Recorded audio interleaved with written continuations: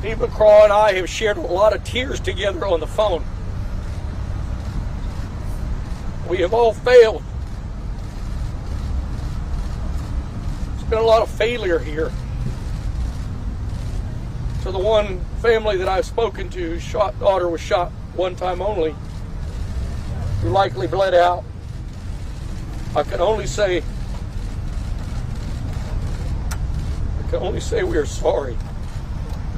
Senator. Before I answer the next question, I suspect, and I urge you, to not allow these people to hide behind a district attorney investigation on procedural matters.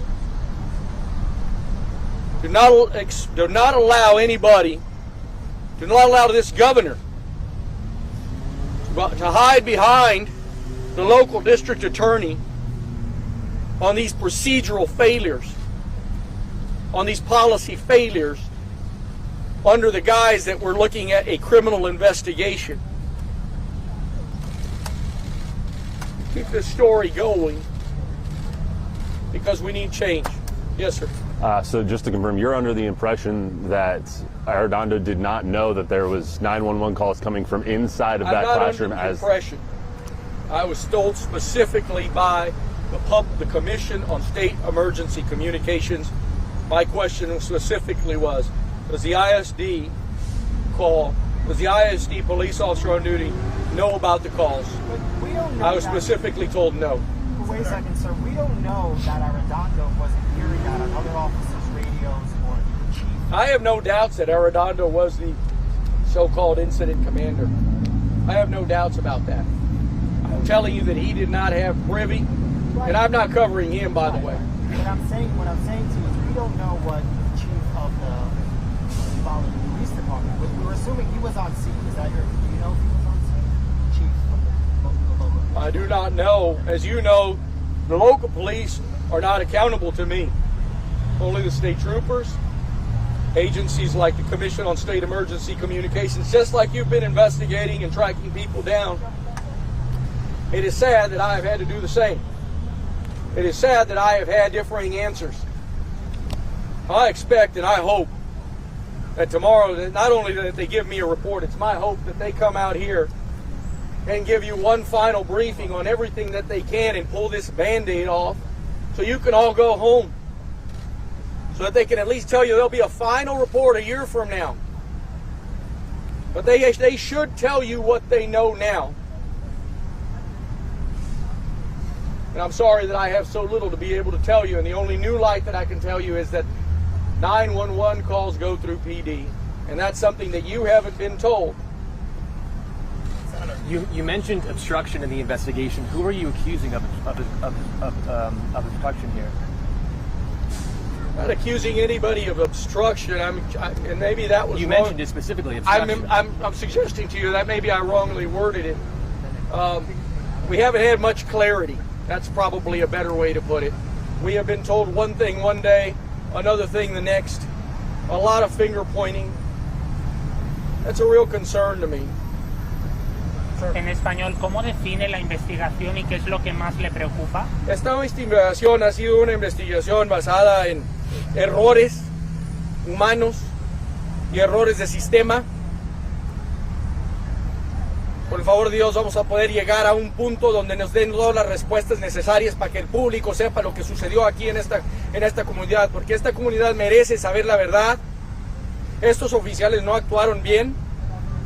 Ya sabemos que la persona que están culpando, que él no tenía el privilegio de tener las llamadas del 911, como nos han dicho o no nos han dicho. La semana pasada, and towards this obstruction that you suggested last week, we were told that the 911 calls were going through the incident commander. That simply is not the case. If he's the incident commander, he did not receive 911 calls. He should have been receiving, right? System failure, exactly. You're exactly right, Shimon. But other officers are on the scene that were receiving. And there, Shimon, is the human error that we've been discussing. Those officers were likely PD. The system failure is that we have multiple different radio systems where people can't talk to each other in an effective manner? I expect that they should give us that answer because you deserve that answer. You've asked for radio transmissions. I imagine that they might come from different types of systems. You've got Motorola, there's another company. So it's a suggestion that a miscommunication between agencies led to what is now 21 people dead in that classroom. I can tell you, I don't want to make suggestions. I want to tell you what I know. The UPD, Uvalde PD, was the one receiving the 911 calls for 45 minutes while officers were sitting in a hallway 19 officers were sitting in a hallway for 45 minutes, and those calls weren't being, either they weren't. And here's another question we don't know. We don't know if it was being communicated to those people or not. Well, when you expect it, they're all sitting in the same hallway. Aren't they hearing the other guy's radios going on because there's kids calling from inside? Wouldn't that make sense to you? That is absolutely my expectation. That is absolutely my expectation. And what we've done here today will leave more unanswered questions. And I am just as befuddled as you are. Senador, ¿cree que la gente de Uvalde puede seguir confiando en su policía, creyendo en su policía? La gente de Uvalde necesita tratar de sanar un poco y cuando estén listos ellos deben de tener su contabilidad de este concilio, de este alcalde, de estas personas que trabajan aquí porque merecen las respuestas. So what are you looking for most? I want to know where the cops were in that room. I want to know how many of my cops were in there, how many state troopers were in there. I want to know how many state troopers were outside. I want to know how many federal officers were inside for 45 minutes. Listen, I'd have been scared too. I want to know specifically who was receiving the 911 calls. And now the new news is that it wasn't the ISD cop, it was a PD cop. And that's the new news that I have, which has opened up a whole lot more for you. I know there was a question over here first. You talked about how Republican constituents have said that they want the minimum age to buy an AR-15 to be increased. Have you talked to your Senate colleagues, Republican colleagues? Is there appetite to do that? I've asked a few of my colleagues, and a few of them have anonymously told me that makes sense, and that's something that we need to do. On the microphone, sorry. I've asked a few of my Republican colleagues, and they have called me, wishing their condolences, and they've said that they don't want to be mentioned, they want to be remaining anonymous, but they say that raising the age limit makes sense. Of course it does, along with a host of other things. Regarding the committee, Senator? Your thoughts about the committee makeup that Dan Patrick chose and how you were not on that committee and there's only 2 Democrats. Three Democrats. I spoke for 2 hours with the Lieutenant Governor yesterday. He has assured me that I'll have access and I'll be able to ask all the questions that I want. I do think, if this is a specific request of the governor, then shame on the governor. If those members are the specific members that he chose, at the end of the day, it is a slap in the face to the Latinos of this community, to everybody in this community. It is a slap in the face to the people of El Paso, and it is a slap in the face to the people of Santa Fe. Senator, Have you been in contact with the chief in the last couple of days? Chief's not under my jurisdiction. I don't know him. Senator, have you got any indication that the city police chief ever tried to take command of the situation at the school? Was he at the scene as far as you've been able to gather? Did you do anything to take over command from Arredondo? Yeah, that's a very good question that I don't know the answer to because these folks have yet to pull off that Band-Aid. The last thing that I'll tell you with regard to this is, you guys tonight, when you get on your news media tonight, you tell these people to pull off the Band-Aid on the procedural errors and let's have some answers tomorrow on this because we deserve them. And I apologize that if my news today was minimal. But again, the 911 calls were being received by a different entity. I felt that was important enough to know here, not because I want to blame that entity. There was error at every level, including the legislative level. Greg Abbott has plenty of blame in all of this. And I'm not politicizing this. This is a problem that is facing this community. 6, now 7 massacres. This is enough, man. Raise the age limit. Have a red flag. Where's the human decency of a gun salesman to go off and call the police when he has a kid, go in, buy guns, buy ammo the next day, buy another gun? Where's the human red flag? Because the only thing that happens on the border when some kid is doing that, he's either going to kill somebody or sell them to the cartels. Both of those things are illegal. Where's the human decency? Senator, when it comes to the special legislative session that you and your colleagues are calling for, obviously it hasn't been called yet, but with a red Senate, a red House, and a red governor, what are your hopes that you can actually instigate and make change, if there even is a legislative session that's called this year? Clearly, Abbott is going by the same old, hiding behind his desk and waiting for you guys to leave town. So I'll put that on you. Today is day 74 from school starting. Tomorrow's day 73. The next day 72. In a month from now, we'll be at day 40-something. I'm going to put that on you. Put the pressure on them. It's not me. I don't make a law, though. Because my hope, I'll tell you what my hope is. I'm in this business, I'm in this profession because people ask me to fix problems. When I became a city councilman, I gave them sidewalks in a community that desperately needed them. We built a library in a community that desperately needed it. People elect public servants to fix things.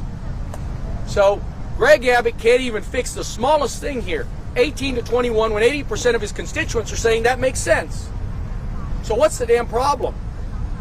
Senator, do you think this is going to change people's voting opinions here in the state? And I apologize for raising my voice. No, you're good. To you. You're good. Really, do I think what? Do you think that this is going to change how people vote in Texas? You know, I don't know.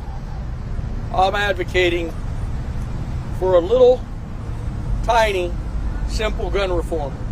The first thing, raise the age limit. The second thing, have a waiting period.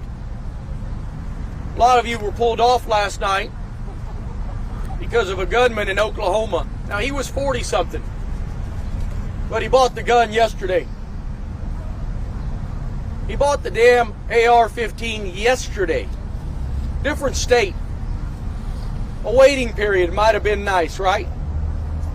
Republicans and my Republican colleagues will not do red flags, and I do not know why. I have yet to get a rational explanation. I'm going to give them one better. Have a 10-day waiting period, set up a Texas-sized ATF, and have state agents go and investigate the people that are buying these weapons. Simple. It's not a red flag. It's just a license, like when you drive a car. You have to take an exam. ¿Quién cree que debe responder por estas fallas? Si tiene que haber una acusación criminal. En español, por favor. Mira, estas fallas empiezan con el gobernador. Punto y final. Ahí vamos a 7 masacres. Punto y final con Greg Abbott. Cargos criminales. Eso no es mi puesto. Eso no es mi cargo. Mi cargo es de buscar transparencia. Al fin del día, estos oficiales hicieron errores humanos.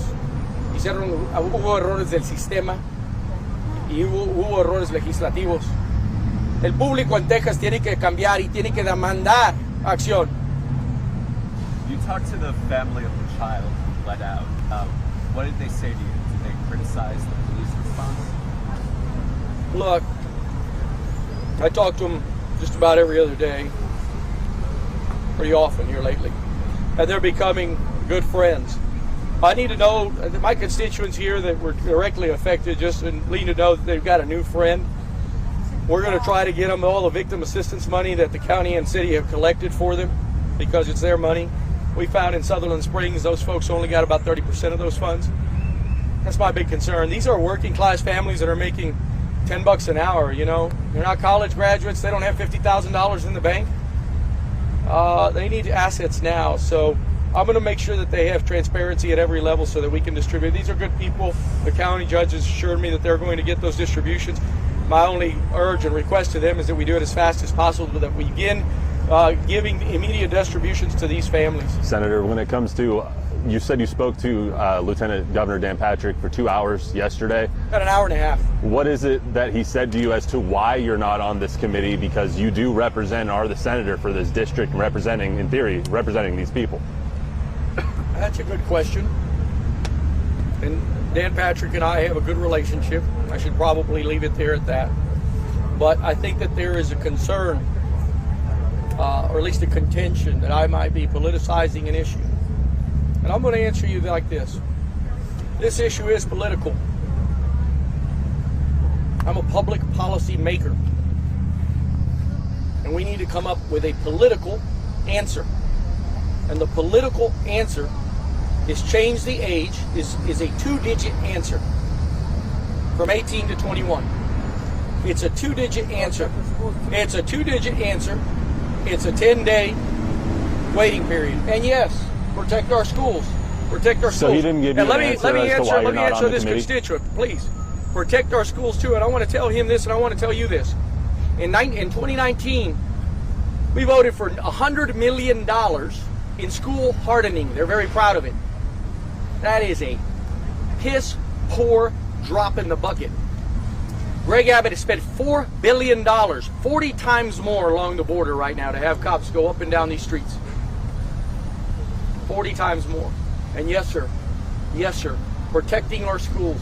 Mental health, yes, sir. Fund it properly. We haven't done that either.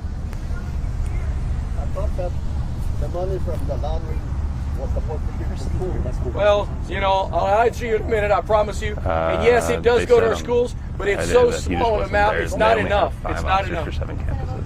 En español, si me puede contestar, ¿por qué no fue seleccionado para este comité especial de infraestructura? So apparently they Pues la realidad es que el vicegobernador, él piensa que estoy politizando, thank you, politizando este punto. Esto es póliza pública que tenemos que cambiar. A mí no me importa quién voy a doler, o quién va a quedar sentido, cuál republicano, cuál gobernador siente que lo he insultado. No me importa.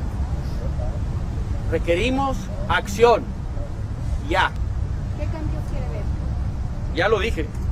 Subir a 18 años. Digo, a 21 años. Tienes que tener 21 años para comprar una pistola, pero puedes tener 18 para comprar una arma de este tipo. Eso no tiene sentido. Un tiempo de espera de 10 días y una agencia estatal que investigue quién está comprando estas armas, que les dé una licencia para que esto no suceda de nuevo. Last question. What do you want to tell parents in schools how they can protect their children until more happens? God. Lessons should they have learned? It's the hardest damn question. I don't want to say anything snippy. This is not a day for snide comments or snide remarks. But I want to tell parents of schools, you don't want to have to go through what these people are going through. You don't want to have to go through what these people are going through, I promise you. You don't want to have to go through what these people are going through. You don't want to have to bury your 4th grader. You don't want to have to bury your 4th grader. That's not normal. They're supposed to bury you, not the other way around. And what I want to tell those parents is to go online and find the governor's number. I don't have it on me. I apologize. And call him every day for the rest of this summer. And tell him to, at the very least, raise the age limit so that some punk doesn't go into the store down the street like a 7-Eleven and buy 2 AR-15s in 2 days. You don't want to have to go through what these parents are going through. I promise you that. Senator, I have a question. Last question, I gotta go. Sorry. Yes, ma'am. It's been affected with our family, friends. How many kids are going to lose before they go? Okay? We've had traffic lights go up because kids crosses over getting run over within months. Yes.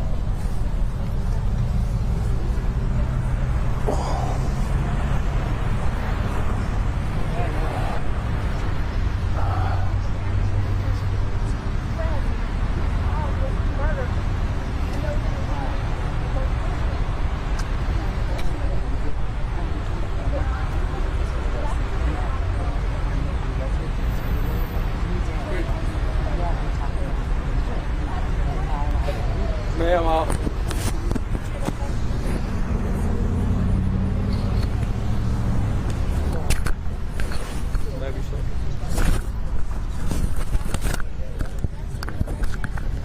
the only thing I can tell you, ma'am, I mean, this will be political. Latinos need to go vote. Latinos need to go vote. And don't be bamboozled by the guys that tell you that we're having a special session, because they're not. Thank you, everyone. Thank you.